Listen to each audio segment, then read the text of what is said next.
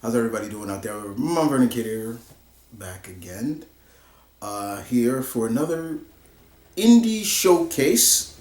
As always, for anybody who doesn't know, indie showcase. Indie showcase is your host, basically put the spotlight on all independent comic books. From the highest of highs to the lowest and everything around. Y'all know the slogan. Y'all should know it by now. But yeah, guys, on this segment, I basically review indie comic books from the highest indie companies to the lowest and all the independent comic companies. And one of the things I also gonna review here is all the projects that I have backed on Kickstarter, and I've done 2 so far. I need to get to the rest, don't worry, I will. But there's one that I finally wanted to sit down and read, and we're going to talk about it today. And that is Mr. Robert Multari, his Nightwolf series. And we're not talking about Nightwolf from Mortal Kombat. No, this is I backed this and got the first trade of the first 4 issues, and then of course I also got the 5th issue of it. So want to talk a lot. I told him on Facebook I was going to talk about this. So let's talk. First of all, that cover is incredible. I love that cover. It's very nice. So what is this all about? What is this story about, Nightwolf? Well, first of all, got to give shouts out to Carlos Herrera as the artwork, and Kat Melvin and Ross A. Campbell, all the creative team on this. This was great. For all you guys that know me, y'all know your boy is a huge werewolf fan. I love werewolves more than vampires. I'm a big werewolf nut. You know, I have my top 5, top 10, top 20 favorite werewolf movies. One of my favorite werewolf movies is Dog Soldiers. I was actually watching it last night. But no, you know, it's just, I love werewolves. I always like this concept of a man or woman who is able to morph into a wolf, shapeshift into a wolf. And there's been many cultures that have showcased that. You know, skinwalkers, for example. But those can also be witches and things like that. But yeah, just my love for werewolves. I'm sorry, I'm geeking out. Anyway, back to this. What is this about? Well, this is about a young man, 18 years old. He lives in he lives in Pennsylvania. Is it West Essex? West Hastings? I had the damn name and I forgot. Hold on. It's. I know it's in Pennsylvania. I know it's in Pennsylvania. I just want to get it right, so I don't feel Middlesex, Pennsylvania. Yeah, there we go. The young man's name is Rodney. They call him Rod for short, but Rodney Marcelli, excuse me. I believe it's Italian. Could be wrong. Yeah, but it sounds Italian. So he is young and he's got a girlfriend. Life is good for him. Everything is good, you know. And then things start to go downhill.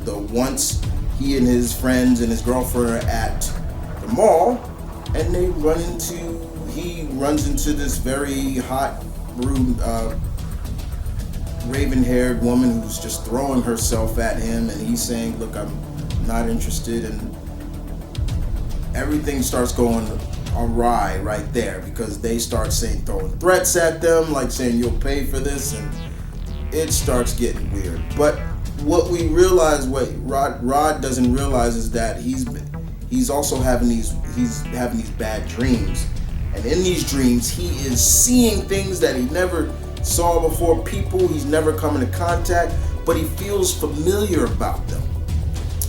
And he's not telling his girlfriend about it. He's not telling really anybody about it. His parents, you name it. Unfortunately, things start to go even crazier because, like I said, his world is being turned upside down because he has been eclectic into a battle between evil, good and evil, and it's been an ancient battle. And of course, we realize that those two girls that have been messing with him, or should be trying to, they're more than meets the eye. They're not who they say they are. Hell, they're not even technically human. And it goes from there. Straight, once they're at the homecoming dance or the prom dance, or who's the dancers for the high school, they become the king and queen, him and his girlfriend Jennifer, and shit hits the fan. Those girls come back and start zapping people, turning people.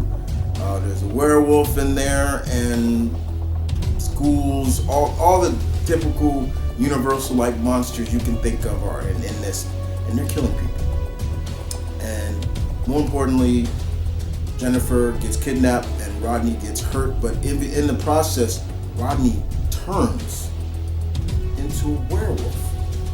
And what's interesting about him, there's this kinetic energy that is imbued when he turns. When he turns, it's like this energy comes over it, and it's very powerful. It's so powerful that we start to see that around the world, other supernatural creatures and things like that feel it. They sense it. And Rodney is badly hurt at one point, and he's scarred by this wolf called Black Claw. Black Claw. And they take his girl Jennifer. Lo and behold, Rodney recovers in the hospital, and of course, that's where things get interesting. He escapes because the FBI is coming to look for him, because now they're starting to think there's a massacre going on in West Middlesex, and they don't know how to deal with that in a sense, and it becomes more apparent that Rodney is more than he meets the eye. Like I said, when he saw those people, he's like, I've seen these people before in my dream. And he sees someone else who, when he gets back to his home, he runs from the hospital, gets to his home, and he finds his parents dead, stuck on and it's just like his world is just being turned upside down, and you feel for this guy. You're like, oh my God. First his girlfriend is kidnapped, then his parents are dead, and then there's a little care package for people looking for him in the form of these drone werewolves and vampires, and then enters Snowpaw, this cool Scottish werewolf herself, and she helps him escape and things like that. And I love how Robert writes her. He writes the dialogue between her perfectly, like you would think a Scots woman would talk. So when I'm reading it, I'm just hearing a Scottish accent, which y'all know I'm a big lover of the Scots accent. I love that accent. So it was good to read, and we're introduced more deep into the Appalachian Mountains. We're introduced to the main antagonist, Lord Malak. He's a vampire, and he is the leader of this group called the Dark Covenant. And the Dark Covenant is an eclectic of it. You think when you hear Covenant, you think, oh, okay, they're a bunch of witches. Wrong, not this one. And just it gets crazy from there. I loved it. It was great. This was great. And then that leads us into issue number 5, because that was issue 1 through 4. Here it is all about Rodney's training to kind of control his lycanthropy, also learn how to fight better, because he's not a good fighter. A lot of times he's able to get the drop on people when he turns is because he's in rage mode. But what I love about what Robert did in this, here's things I love in terms of werewolves. I'm not the biggest fan of the werewolf just being this rampaging beast. I've never been a big fan of that. Never been a big fan. Even though I love werewolves, I don't like werewolves that can't think. They're just brutes and just mindless animals that just are out for the kill. As much as I love American Werewolf by Night, but that's kind of what he was in that. The character was just a mindless, bloodthirsty wolf. My favorite werewolves are the ones that are mixed, are blended, the man and wolf. So when they're in their wolf form, they still know who they are, you know. And he does that perfectly in this series so far. So we get some more backstory into the Dark Covenant, and get some more backstory into who Snowpaw and the tribe of werewolves, because that's the other thing. Like, Robert goes into detail about the different collective of werewolves, how long they've been around, you know, the whole myth. They're just mindless brutes, and I love that Robert breaks that down. It's like, no, these werewolves are more creatures of magic, but they've been around for before time was written and things like that. And there are some werewolves that just want to see the world burn and humans burn. But there's a werewolf out there, was the first pure blood that felt like all life was important and to protect that. And we also see, like I said, we see Rodney training. What I also love is that Robert goes into detail about training, basically saying it's not just the tooth and claws for a werewolf. They learn he's using sword, and Snowpaws is training him.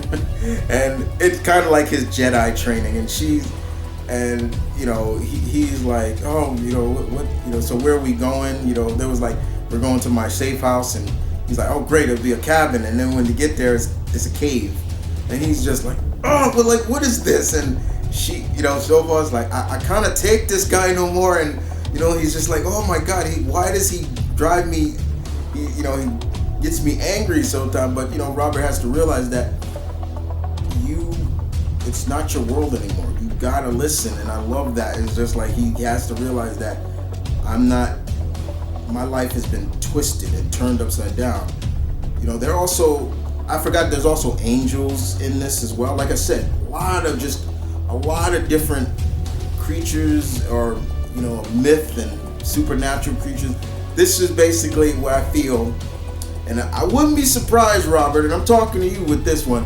A lot of this you didn't get a lot of ideas from Gargoyles. I feel like you looked at Gargoyles, what Greg Weisman and them did with Gargoyles, and said, I could do that, but I'm gonna do it with werewolves, because there are a lot of things in here. I'm just like, I'm seeing a lot of Gargoyle stuff.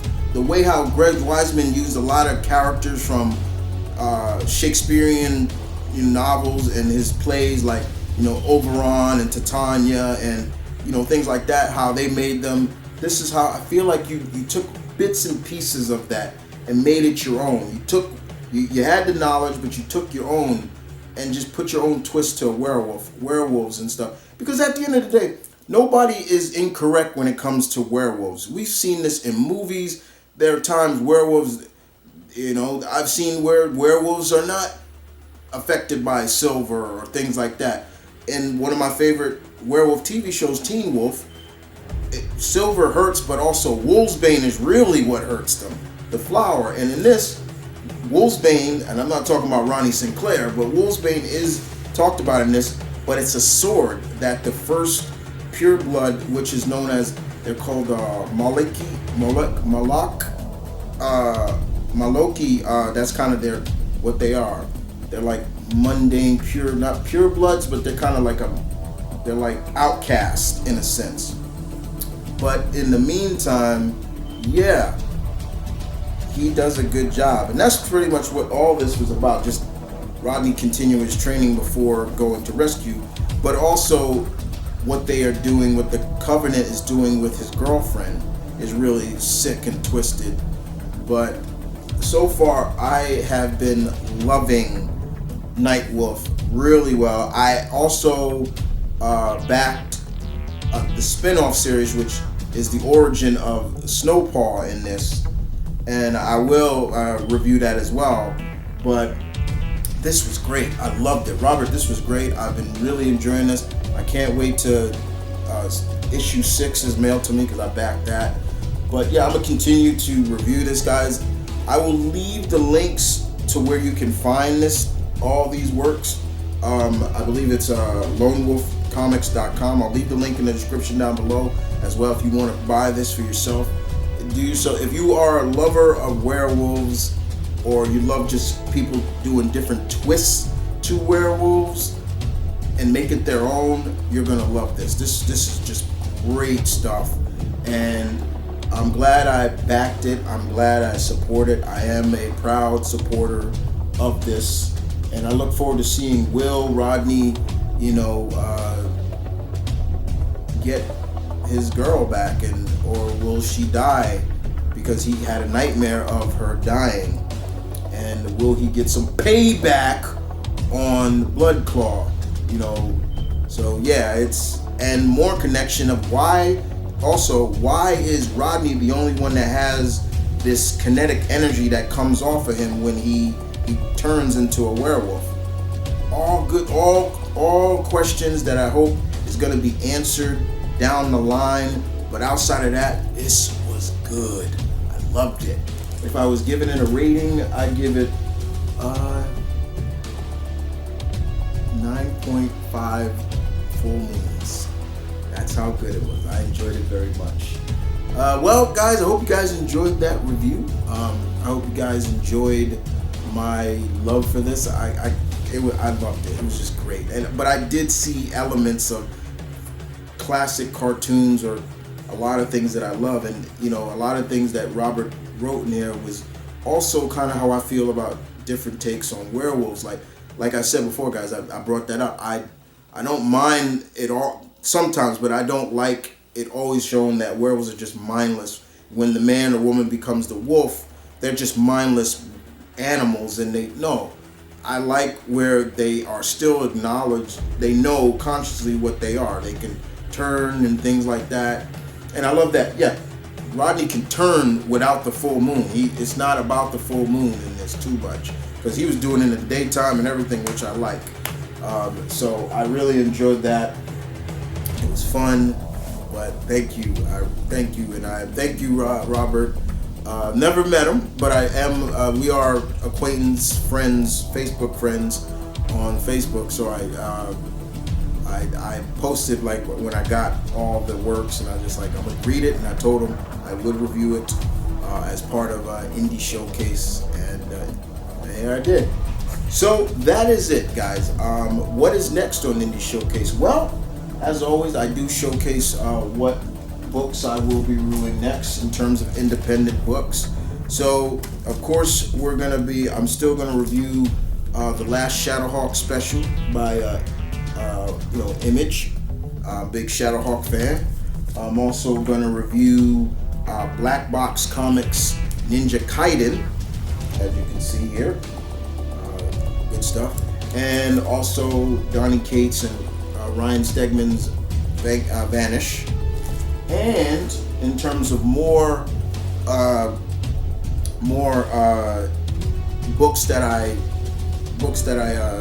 backed on Kickstarter, I have to get to a lot of the books that I just got digitally, but the one that's gonna be reviewed next will be No Sleep Comics Le Fay.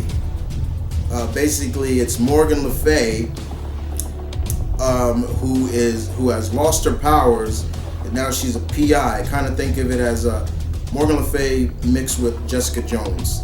That's pretty much what it is. This is great. I'll be reviewing the first 5 issues of this, so you can see the cover. It's really cool. The cover is cool. But yeah. And that also has the villain in there is Springjack. Yeah, I forgot his name, but yeah, I'm gonna be reviewing that. Those are the next books to review. But in the meantime, guys, you guys take care. I will see you guys next time. And Robert, thank you again. This was your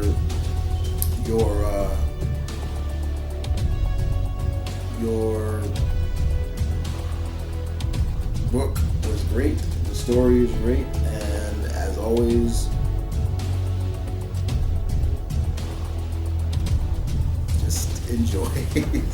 I lost train of thought right there, but yeah, enjoy, guys, because as you all know, my pack, your alpha, loved it, and if your alpha loves it, trust me, You should check it out.